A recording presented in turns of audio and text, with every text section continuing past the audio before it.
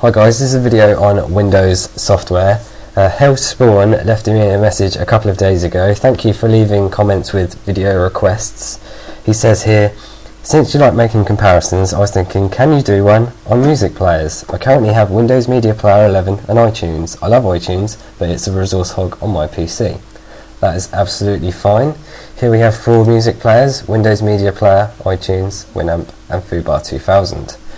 These are what I consider to be the 4 most popular. If I'm missing yours out or anything like that, feel free to leave me a message calling me crap or something like that. I don't mind. What am I going to be comparing?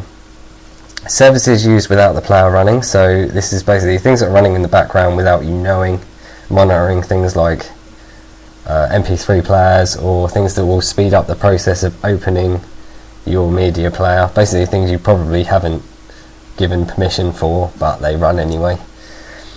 Cold start time, how long it takes to load up these programs. I've got a program called Xnote Stopwatch. I've used it previously, just using an evaluation version emulator. This allows me to use hotkeys to start. For example, I press Enter to start Windows Media Player, press Alt and S straight afterwards to start the stopwatch, so it makes it more accurate than clicking. The RAM on idle, so basically with the program open but not starting a piece of music. Time taken to import approximately 1,800 songs, which is basically my music collection, and the RAM playing a song. So without delay, let's start. We're going to find out what the services used by Windows Media Player are, if there's anything running in the background.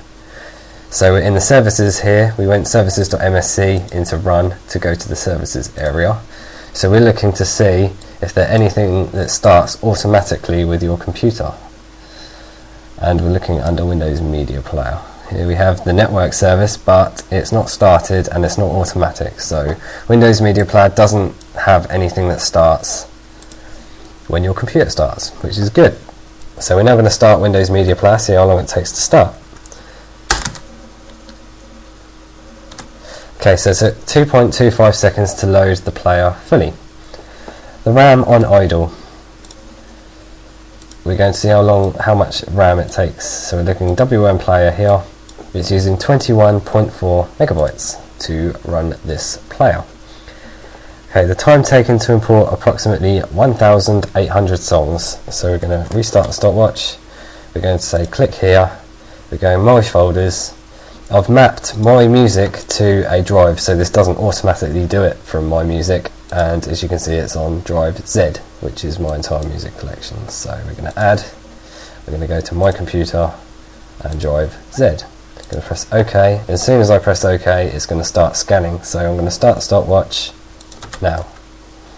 So now it's getting ready to scan all of my files. It's going to take quite a while to do because it's going through my network onto my actual computer to access all the files. So as you can see, it's now finding the files. So I'm now going to pause the video. I'm going to come back when this is done and I'll tell you how long it's taken. So see you in a bit. Hi guys, we're back and it's taken 6 minutes and 43 seconds to complete its search. So now we've done that, I'm going to reset the stopwatch. For the next bit, I'm just going to play NSYNC. It's a rubbish song, but we're just testing to see. It's taking 34 megabytes of RAM while it's playing a song. So that is Windows Media Player. iTunes. Now iTunes is a big rogue when it comes to having things running in the background. So here we have Apple mobile device. Oops. Started automatically, which is part of the iTunes interface. The iTunes things like iPhones and things like that. iPod service started, manual. So iPod service has started and we're not even running iTunes. And another one I believe is called iTunes Helper, which is used to make iTunes faster. See, iTunes Helper is using 8 meg of RAM, so we're going to end this because it makes it run faster, which won't help for our next test, which is to see how long it takes to start. So, let's go.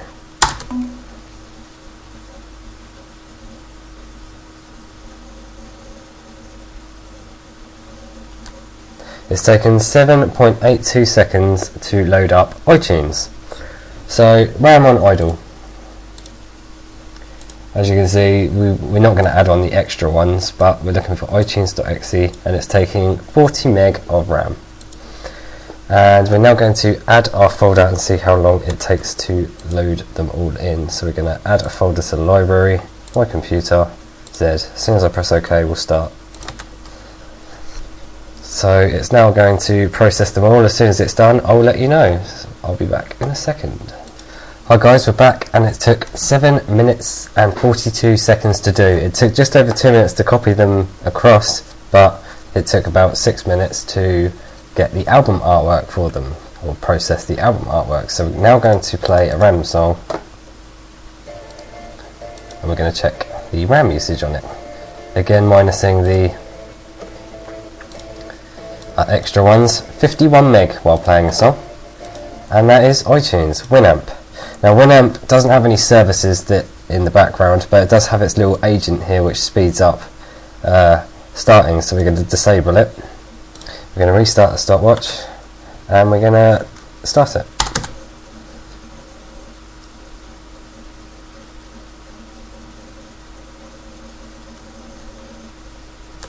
Okay, that took about 8 seconds to do. We're now going to check the RAM usage on it. Winamp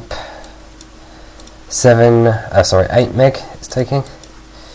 We're now going to add to the library if we can. Add media to the library. We're going to say go to my computer, reset the stopwatch, drive Z, go. It's now searching for the file, so I'll be back again in a second. Hi guys, we're back, and it's finished, and it took 2 minutes 26 seconds, so a lot faster than Winamp. Now we're going to play something random, just that song there, and we're going to look at the resource usage. Winamp is using 21 meg, 24 meg, 25 meg, 26 meg we'll stop at. So that is Winamp. Foobar is up next, and we're going to reset the stopwatch. Foobar doesn't use any services, this is just loading straight from its folder, so let's start it up. And that's done, so that's 2.76 seconds to load up for. So it's now idle, so we're going to check the task of it. Foobar 2000 is using 7.5 meg. So we're now going to reset the stopwatch, and we're going to add the folder of the music drive here. As soon as it's done, we're going to start stopwatch, and we're going, it's processing. So hopefully I'll be back. Hi guys, we're back, and this is finished already, and it's taken 28.26 seconds, though I must say that this is loading it into a playlist and may not show things like album covers like anything else does, but as you can see it does show the metadata. Either way, let's play a random song and check the resource usage. Foobar 2000, 15 meg while playing a song, as you see, much at all on the CPU usage. So that is all of the media players that I've got at the moment. So again, apologies if yours wasn't included. Have you got one that's a lighter resource than this? Would you recommend another one?